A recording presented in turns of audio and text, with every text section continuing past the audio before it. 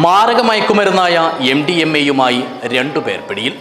കൊടിയമ്മ സ്വദേശി മുഹമ്മദ്, പത്വാടി സ്വദേശി അബൂബക്കർ സിദ്ദിഖ് എന്നിവരാണ് കുമ്പളയിലെയും മഞ്ചേശ്വരത്തെയും പോലീസിന്റെ പിടിയിലായത്.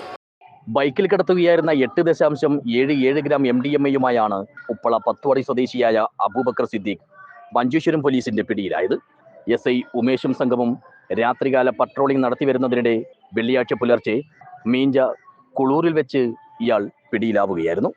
കാസർഗോഡ് DYSPയുടെ സ്ക്വാഡിലെ sub inspector Narayanan, DANSAF team അംഗങ്ങളായ senior civil police officer Rajesh Maniyatt, J Shajeesh എന്നിവർ SIയോടൊപ്പം ഉണ്ടായിരുന്നു.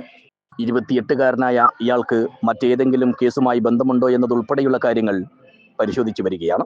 കൊലക്കേസ് ഉൾപ്പെടെ നിരവധി കേസുകളിൽ പ്രതിയായ കൊടിയമ്മ ചായിക്കട്ടയിലെ PA മുഹമ്മദ് എന്ന 51-കാരൻ 1.53 ഗ്രാം MDMA-യുമാണ് കുമ്പള പോലീസിന്റെ പിടിയിലായത്. SI K ശ്രീജേഷും സംഘവും വ്യാഴാഴ്ച രാത്രി 9:30-യോടെ കൊടിയമ്മ ജംഗ്ഷനിൽ വെച്ചാണ് ഇയാളെ പിടികൂടിയത്. രഹസ്യ വിവരത്തെ തുടർന്ന് SIയും പോലീസുകാരും വേഷം മാറിയെത്തി ഇവിടെ പതുങ്ങിയിരിക്കുകയായിരുന്നു.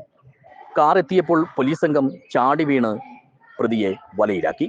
തുടർന്ന് കാറിനകത്ത് നടത്തിയ പരിശോധനയിലാണ് മയക്കുമരുന്ന് കണ്ടെടുത്തതെന്ന് പോലീസ് അറിയിച്ചു. വർഷങ്ങൾക്ക് മുമ്പ് മലപ്പുറം തിരൂർ സ്വദേശിയായ സാജിദ് റഹ്മാൻ എന്ന യുവാവിനെ മുംബൈയിൽ നിന്നും കുമ്പളയിലേക്ക് കൂട്ടിക്കൊണ്ടുവന്ന് ഉജാർ മഡ്വ റോഡിലെ കശുമാവിൻ തോട്ടത്തിൽ വെച്ച് കൊലപ്പെടുത്തിയ ശേഷം മൃതദേഹം ചുട്ടുകരിച്ച കേസ്, നരഹത്യാശ്രമ കേസ്, തട്ടിക്കൊണ്ടുപോകൽ, 4 കിലോ കഞ്ചാവ് പിടികൂടിയ കേസ് എന്നിവയിലെല്ലാം മുഹമ്മദ് പ്രതിയാണെന്ന് പോലീസ് അറിയിച്ചു. News bureau, Uppala.